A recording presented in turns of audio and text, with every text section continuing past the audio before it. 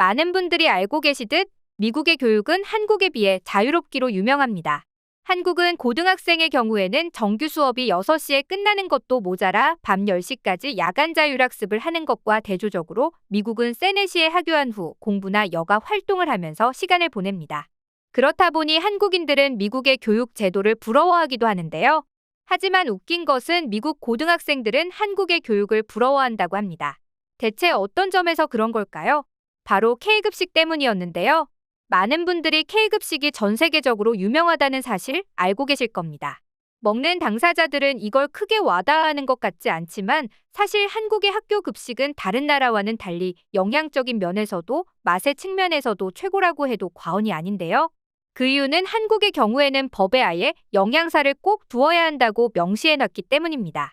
정말 밥에 진심인 민족답습니다. 한 미국 학생의 말에 따르면 자신이 다니는 학교에서는 감옥 급식과 별다른 차이점을 모르는 음식이 나온다며 후식으로 과일까지 나오는 영양 가득 한국의 급식이 부럽다고 했죠. 그런데 수많은 외국인들이 한국의 급식에 놀라는 건 이것뿐만이 아닙니다. 한국이 급식을 전면 무상급식으로 진행하고 있다는 사실을 알면 더욱 놀란다고 합니다.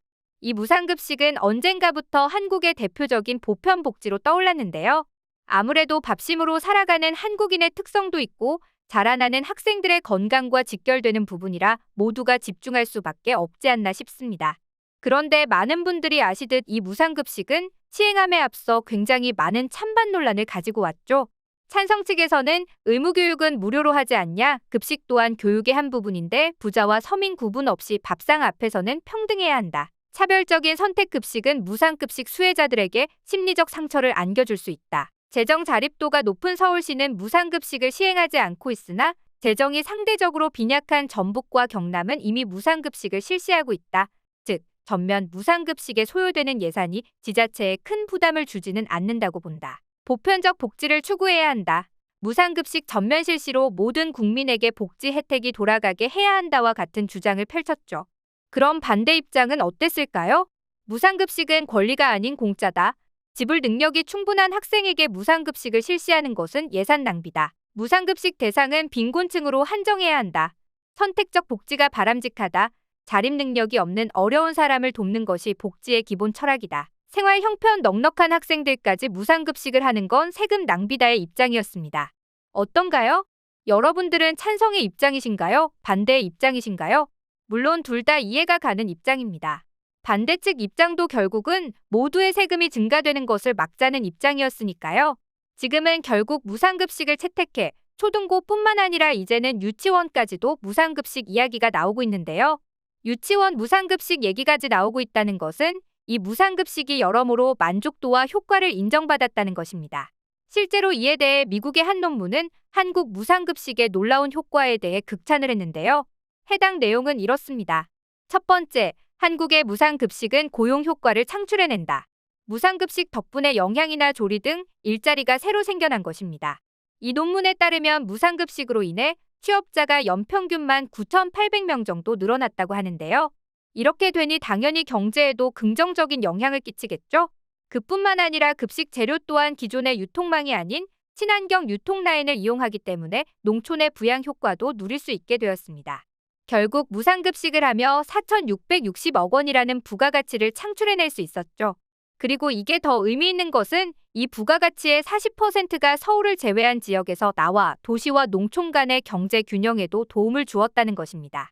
두 번째, 무상급식은 가정에 큰 지원이 된다는 사실입니다. 당연히 무상급식을 하면서 급식비가 사라졌기 때문에 가계 소득이 증가했는데요. 이렇게 아낀 비용은 문제집을 사거나 아니면 용돈이 늘어나는 등 바람직한 방향으로 흘러가고 있다는 것입니다. 세 번째, 학생들의 자존심 향상입니다. 사실 이 부분 때문에 무상급식이 시행됐다고 해도 과언이 아닙니다. 사회 일타 강사 이지영도 예능에 나와 무상급식으로 놀림당했던 일을 얘기한 적이 있었죠. 어릴 때 친구들이 가난을 놀리기도 했다. 급식이 보편화되기 전이라 급식 도시락이 배달 오는 형태였다. 생활보호 대상자 몇 명에게만 무상급식을 주는데 다른 학생들 도시락통은 하얀색인데 무상급식은 파란색이었다. 파란 통에 먹고 있으면 아이들이 다 알면서도 물어보는 거다라고 말이죠.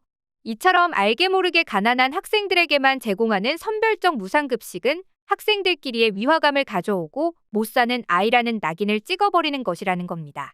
실제로 이런 현상을 두 눈으로 가까이 지켜본 선생님들은 무상급식을 주장하며 아이들에게 밥으로만큼은 수치심을 느끼게 하지 말자고 얘기했죠. 그래서 미국의 논문도 이 부분에 대해 아주 흥미롭게 지켜봤는데요. 미국 연구원들은 신기한 사실을 하나 발견합니다. 한국이 무상급식을 채택한 이후부터 교내 폭력이 급격히 줄어들었다는 것이죠. 해당 내용을 잠깐 소개해드리겠습니다. 한국의 초등학교와 중고등학교는 1980년대 이후부터는 가난한 학생에게만 선별적으로 무상급식을 제공했다. 2010년대 초에는 학교 급식의 질을 떨어뜨리지 않으면서 모든 학생들에게 무상급식을 하기로 결심한다. 우리는 이 무상급식이 학생들에게 미치는 영향을 조사하기로 했고 학생들의 행동이 어떻게 변화되는지 조사했다. 그 결과 무상급식이 학생들의 행동사고, 특히 그 중에서도 학생들 간의 신체적 다툼의 수가 35%까지 줄어든 것을 확인했다. 한국의 무상급식이 학생들에게 긍정적인 영향을 끼쳤을 줄은 알았지만 이렇게 연구 결과로 보니 흥미롭기만 한데요.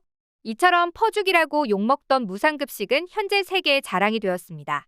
10년이 지난 지금은 세계 교육사에 있어서도 모범 사례가 되고 있고 특히 무상급식에 친환경을 결합했다는 점에서 세계에 충분히 자랑할 만한데요. 선진국들도 우리처럼 친환경 무상급식을 전면적으로 할 엄두를 못 내고 있기 때문입니다. 이 모든 걸 우리의 자라나는 꿈나무들을 위해 강행해온 것인데요. 과거에는 우리가 선진국들을 보며 배우던 때도 있었는데 지금은 다른 선진국들이 한국을 보며 배운다고 말하는 현상이 신기하기만 합니다. 이에 대해 외국인들도 흥미롭다는 듯 댓글을 달기 시작했는데요. 몇 가지 재미있는 내용이 있어 짧게 가져와 봤습니다.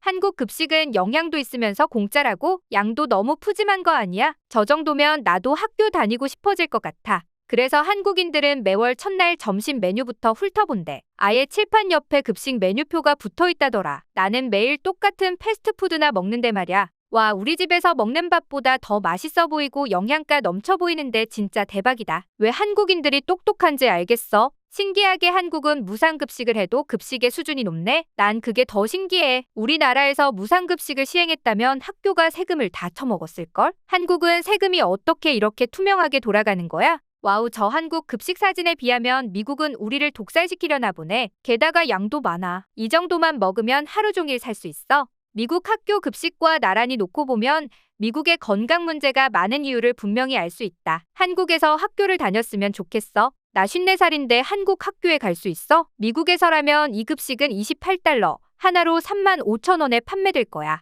내가 퍽퍽한 빵을 먹으면서 한국 학생들이 높은 퀄리티의 무상급식을 먹는 걸 보고 있다니 더 슬프다. 한국 학생들은 진짜 축복받았다. 내 한국 친구도 학교 가기 진짜 싫은데 밥 먹으러 간대. 그래서 나는 더 학교에 가기 싫어졌어. 와, 이렇게 1등석 항공 식사 같은 게 공짜로 나온다고? 난 오히려 비싸도 감사하게 먹겠다 싶었는데 공짜라니 더 놀랍기만 한걸. 여기까지 무상급식에 대한 외국인들의 반응을 알아봤습니다. 앞으로도 우리 학생들의 급식이 더욱 많은 발전을 하길 바라며 오늘의 영상 마치겠습니다.